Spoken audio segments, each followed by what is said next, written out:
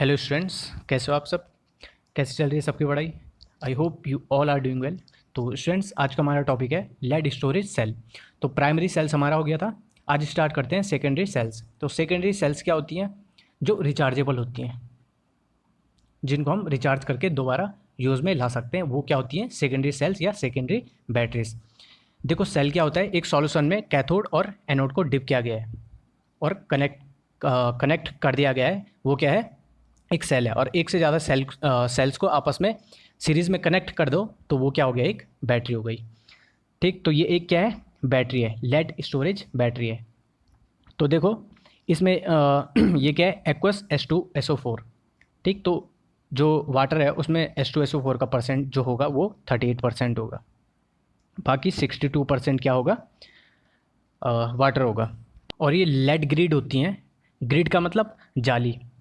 तो ये lead grid होती हैं। और जाली हम लेते क्यों हैं? ताकि मैक्सिमम से मैक्सिमम सरफेस एरिया हमें मिले। आपको पता है ना, किसी इलेक्ट्रोड का मैक्सिमम सरफेस एरिया होता है तो उसकी कंडक्टिविटी ज़्यादा होती है, रेजिस्टेंस कम हो जाता है और कंडक्टिविटी बढ़ जाती है। ये आपको पता है। अब देखो, जो ये स्काई ब्लू वाली ग्रिड है, ये पैक्ड है finely divided spongy lead. Spongy lead का मतलब पोरस लेड, जिस पे पोर्स होते हैं छोटे छोटे, ताकि एब्जॉर्प्शन अच्छे से हो। ठीक, और देखो ये रेड वाली है, ये पैक्ड है PbO2 से, लेड डाइऑक्साइड से। ये बात आ गई समझ में? अब देखो ये इलेक्ट्रोड्स हैं, इनके बीच में परमेबल मेम्ब्रेन है। परमेबल मेम्ब्रेन क्यों? ताकि देखो, एक एनोड होता है, एक कैथोड होता है, एक एनोड होता है, एक कैथोड, ऐसा होता है। और ये आपस में अगर टच करेंगे तो शॉर्ट सर्किट होने का खतरा रहता है, तो इसलिए ये हम लगाते हैं। और परमेबल मेम्ब्रेन क्यों? क्योंकि इनसे कोई भी आयंस फ्लो कर सकता है एक साइड से दूसरी साइड। ये समझ में आ गया इतना? तो ये फिगर है। अब देखो, एक एनोड हुआ तो एक कैथोड हुआ, तो ये एक सेल हुआ। फिर एक एनोड हुआ, फिर एक कैथोड हुआ, फिर ये एक सेल हुआ। फिर एक एनोड, फिर एक कैथोड, तो ये एक सेल हुआ। ठीक, तो ऐसे में कितने सेल्स हो गए? यहाँ 3 सेल्स हो गए। ठीक, तो देखो एक सेल का जो वोल्टेज होता है वो 2 वोल्ट होता है। यहाँ कितना होता है? 2 वोल्ट। तो यहाँ पे 3 सेल्स हैं तो कितना होगा total voltage? Cell potential 6 volt. एक चीज़ ये इंपॉर्टेंट है, जो ये H2SO4 है एक्वा सॉल्यूशन में, उसकी जो डेंसिटी होती है वो होती है 1.3 ग्राम पर ml।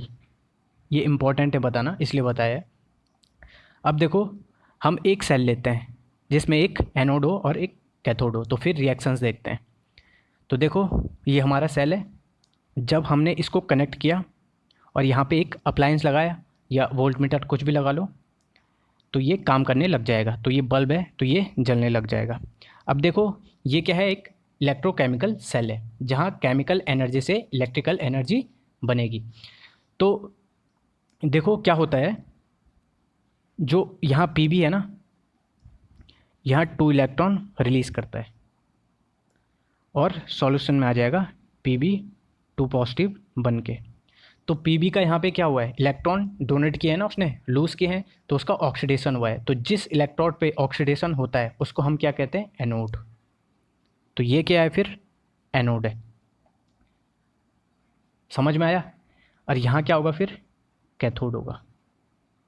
तो सेम यहाँ ये एनोड होगा और ये फिर कैथोड होगा। ओके, अब देखो क्या होता है। अब ये Pb2 पॉजिटिव है ना, जो ये SO4 2 नेगेटिव के साथ मिलके एक कंपाउंड बना देता है। तो PbSO4 का फॉर्मेशन होता है जो कि इनसॉल्युबल होता है।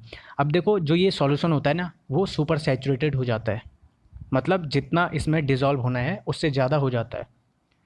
तो उस कारण क्या होता है? सल्फेशन होता है। मतलब ये PbSO4 है ना, ये इलेक्ट्रोड पे डिपॉजिट हो जाता है। अब क्यों होता है, क्या मैकेनिज्म है, ये हम पढ़ेंगे नहीं, क्योंकि ये हायर स्टडी का फिर मामला हो जाता है।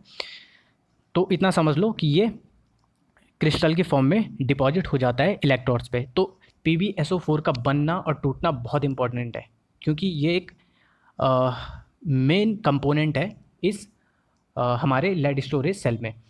अब देखो, क्योंकि इसी के बनने और टूटने से सेल चलता है, और इसी के बनने से ही, एक्स्ट्रा बनने से ही सेल खराब होता है। तो अब वो आगे देखेंगे हम कैसे होता है। खैर एनोड की रिएक्शन समझ में आ गई, तो हम लिखते हैं एनोड पे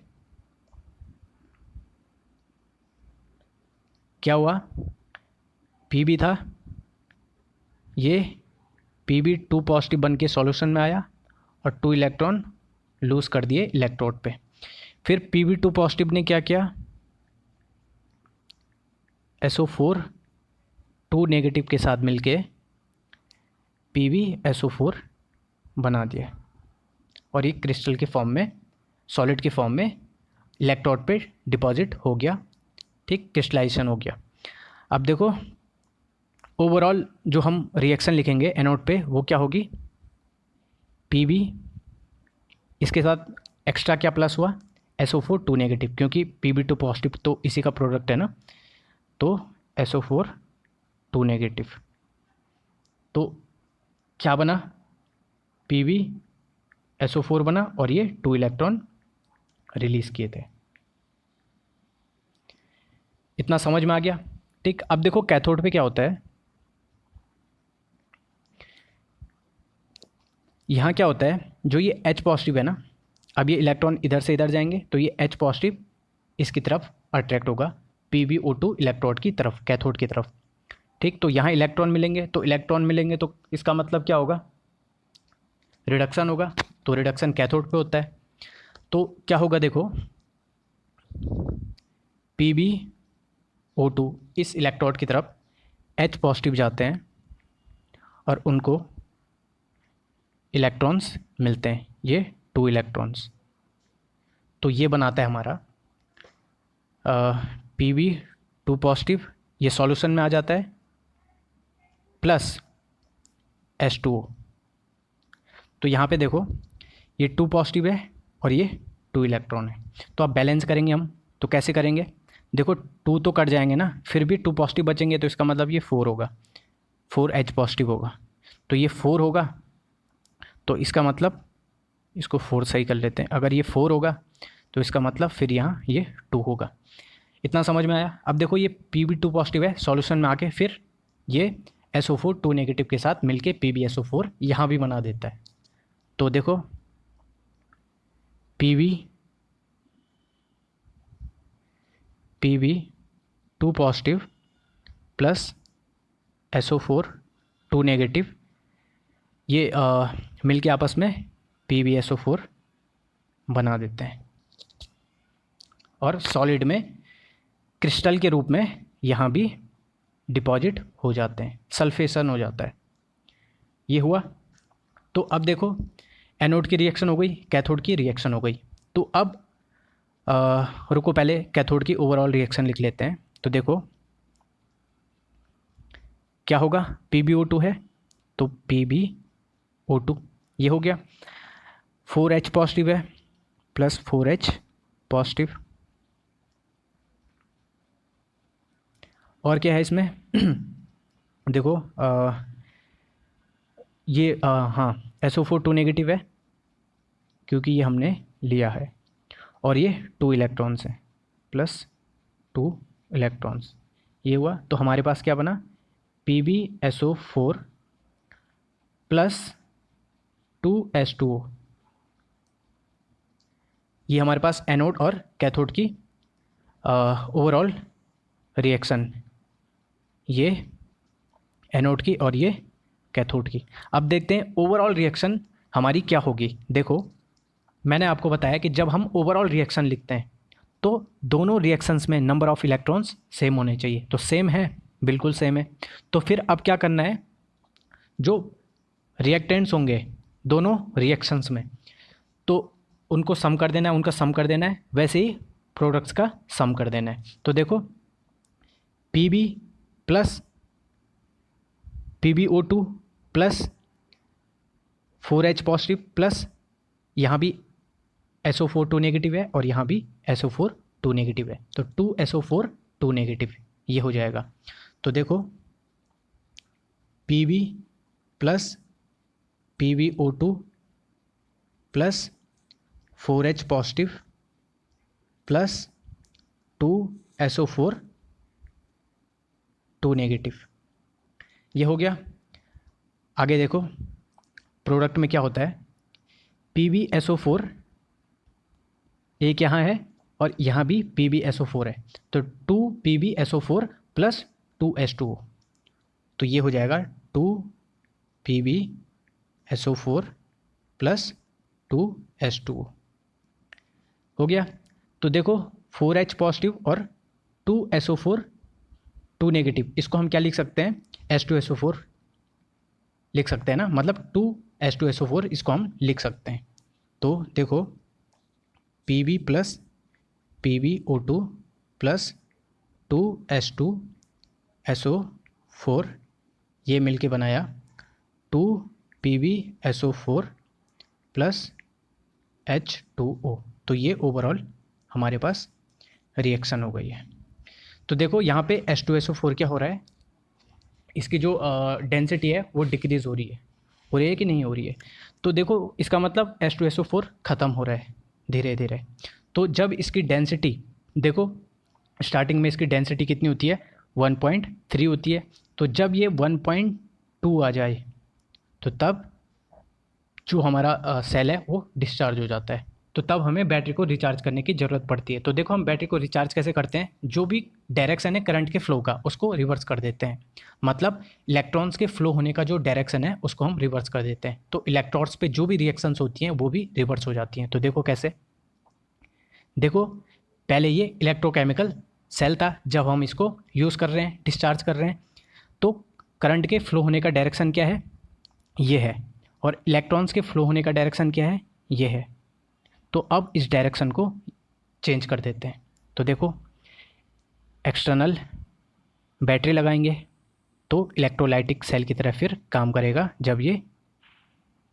जब इसको हम रिचार्ज करेंगे। तो अब यहाँ पे इलेक्ट्रॉन्स मिलेंगे, तो इलेक्ट्रॉन्स मिलने का मतलब रिडक्शन होना, और रिडक्शन किस इलेक्ट्रोड पे होता है, कैथोड पे, और यहाँ पे फिर क्या होगा,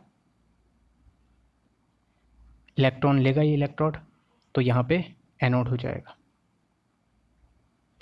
अब देखो पहले यहाँ पे क्या था, एनोड था, अब कैथोड हो गया, तो एनोड के रिएक्शंस क्या हो जाएंगी, रिवर्स हो जाएंगी। तो जो ये ओवरऑल रिएक्शन है ये रिवर्स हो जाएगी, ठीक। तो कैसे होगी रिवर्स, ये ओवरऑल रिएक्शन यहाँ से यहाँ और यहाँ से यहाँ, तो फिर PV बन जाएगा। वैसे ही ये अब क्या बना, एनोड, तो पहले क्या था, कैथोड, तो कैथोड की जो रिएक्शंस होंगी वो भी रिवर्स हो जाएंगी, तो ये ओवरऑल रिएक्शन कैथोड की रिवर्स हो जाएगी,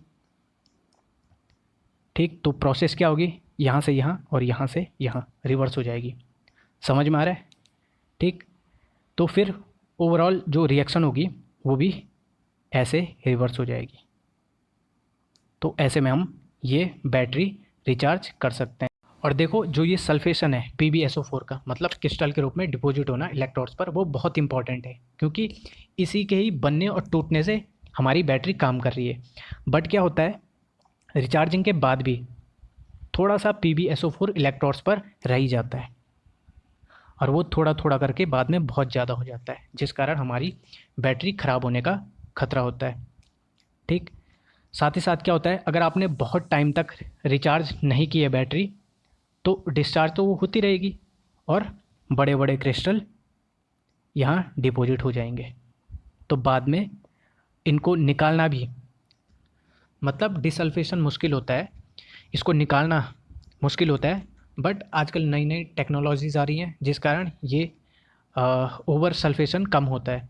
और देखो जो घर में इन्वर्टर होता है वो भी तो लेड स्टोरेज बैटरी होती है, तो हमें टाइम टू टाइम उसमें डिस्टिल्ड वाटर क्यों डालना पड़ता है। देखो जब हम बैटरी को चार्ज करते हैं तो वाटर का भी उस टाइम क्या होता है, इलेक्ट्रोलाइसिस होता है, तो H2 गैस और O2 गैस बाहर निकलती है, तो इस कारण क्या होता है, जो वाटर होता है उसमें सॉल्यूशन में वो कम होते जाता है, तो टाइम टू टाइम हमें फिर उसमें डिस्टिल वाटर डालना पड़ता है। साथ में एक चीज़ और है कि जो करंट आती है घर में वो AC करंट आती है, तो जो बैटरी होती है उसको DC में चेंज करती है, क्योंकि इलेक्ट्रोलाइसिस के लिए हमें DC करंट की ज़रूरत पड़ती है।